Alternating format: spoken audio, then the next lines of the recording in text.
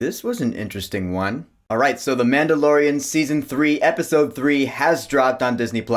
And as I am talking about this season, I talk about this episode with spoilers, so that is a spoiler warning. If you have not yet watched this episode, I advise against watching this video, cause I will be talking about what happens in it. Unless you don't care, you've been warned. Alright, so this episode we do have Din Djarin and Grogu and Bo-Katan, but mainly it does focus on Dr. Pershing and Elia Kane on Coruscant. I will get to that, but I'm gonna start from the beginning. So we pick up right where the last episode left off. Bo-Katan has just rescued Din Djarin from the living waters after seeing that big-ass mythosaur. We knew that Din Djarin was unconscious while that was happening, and so Bo-Katan does decide to keep the mythosaur a secret from him. She doesn't tell him that that big old beast was in there. She does ask him, she's like, did you see anything alive down there? And he's like, no. So I imagine Bo-Katan has a scheme here. I think she wants to rule Mandalore again. She wants that mythosaur to herself. She does still want the Darksaber back. By the end of this episode, yeah, I am pretty sure I know what she's up to. Smart thinking on her part, gotta say. I did like the part where they're in Bo-Katan's ship, and Din says, this is the way, Bo-Katan says, this is the way, and then we hear Grogu. I think Grogu does try to say that too. He makes his little babbling noises and they all kind of look at each other. I really like that. I feel like Grogu is trying to say something this season. Maybe the season will end with Grogu finally saying his first words. That'd be cool. But then the Empire comes down to Kalevala and they bomb Bo-Katan's castle. That sucks, so they gotta get out of there. And Din Djarin knows just the place. And we'll get back to that at the end of the episode.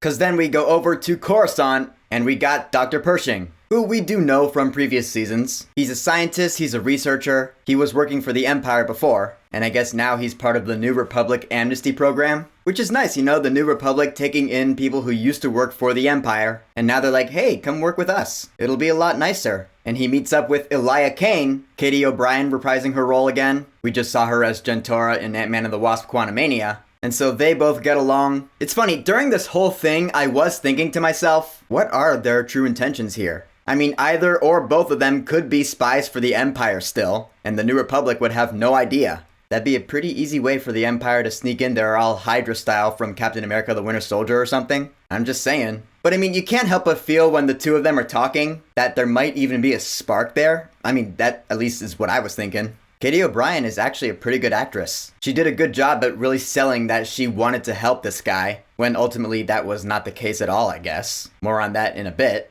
Cause right now I'm gonna touch on the biggest Easter egg in this episode. I loved this. Cause I love it when music is an Easter egg. You notice this? When the two of them are at what looks like a fair, and they're looking at that little mountain thing, you listen to the score, the music in the background, I guess it's playing like diegetically, meaning the characters actually hear it in the environment. The music that's playing is a variation of John Williams' Resistance theme from the sequel trilogy. I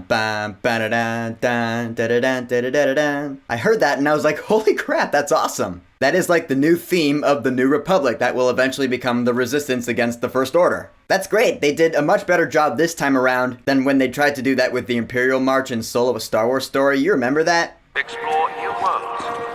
Learn valuable skills. That was kind of weird. This time around in Mando Season 3, I thought it worked a lot better. So big props to that. But Pershing still wants to do his cloning research. Now more than ever, you do get the feeling that his whole thing is going to lead to the creation of Snoke somehow. This is going to tie into the sequel trilogy and make it make sense for everybody. Which again, I do give props to. I mean, after all, that's what the Clone Wars did for the prequels. But apparently, I guess the New Republic is against Pershing continuing his research. So he and Kane have to sneak outside to do it. They go to this junkyard and we see this big old Star Destroyer, all Jedi Fallen Order style. I love how the camera just lingered on that shot, cause man, I love a big old Star Destroyer any day of the week. Seriously, when it got to that shot, I was like, yeah, that's what I'm talking about. That's cool shit. And so they go inside, they're still bonding. When they get to the lab, Pershing really starts to open up. And actually, I really do appreciate this. In this scene, Pershing actually reminded me of Newt Scamander from Fantastic Beasts, in that they are really the best versions of themselves when they're doing what they love. Cause they're in the lab and Pershing starts opening up about his mother and when he was a kid and that's what he wanted to do ever since he was young. Cause you know, throughout this whole episode, he's been really shy and squeamish. Now that he's back in the laboratory, he's opening up and talking a lot more. I noticed that and that was really cool. It's like he's on the spectrum somewhere or something. But then, unfortunately for Pershing, caught in the act. It's a trap! We learned that I guess Kane set this whole thing up. Honestly, I have no idea why. Your guess is as good as mine. And it ends up Pershing is in this machine, which he calls a mind flare, which, yes, did at first make me think of Stranger Things. But then I was like, oh yeah, that big squid thing from Rogue One. The Bo-Katan or whatever that was. Bo-Katan can feel your thoughts. And so we see Kane up there, she turns up that dial and you're like, holy shit, what's her beef with him? Why is she torturing him? I don't know. I guess we'll find out though, eventually. But then right there, we go back with Din Djarin and Bo-Katan, and it turns out they go back to that planet that we saw at the beginning of this season with those Mandalorians, and this is where Din goes to get redeemed. They go into the cave with the armorer, and Din is like, here's my proof that I went down into the mines of Mandalore, into the living waters, and the armorer pours it into the pensieve, and she's like, he speaks the truth. And I was like, holy shit. Cool, alright, so yeah, in the eyes of the armorer and the whole clan, Din Djarin is now redeemed. Full stop, which... cool. He's accepted back into the creed. It felt like he was being welcomed back into a frat or something. You know, they're all like, this is the way. They're patting him on the shoulder like, yeah, welcome back. And also, surprise, Bo-Katan is also redeemed. Because the armorer's like, you also went into the living waters. And since then, you have not removed your helmet. By creed, that does make you a Mandalorian. So welcome back. Again, smart thinking on Bo-Katan's part. If she does still want to rule, she's found a pretty good way to do it. Because now she has an in with the Watch. And that's where this episode ends. So in the end, this episode of The Mandalorian Season 3, I liked it. Even though it focused on these side characters for most of it, we did get enough time with our main characters to be fulfilling, at least to me. So I'm satisfied. My question now is, now that Din has been redeemed,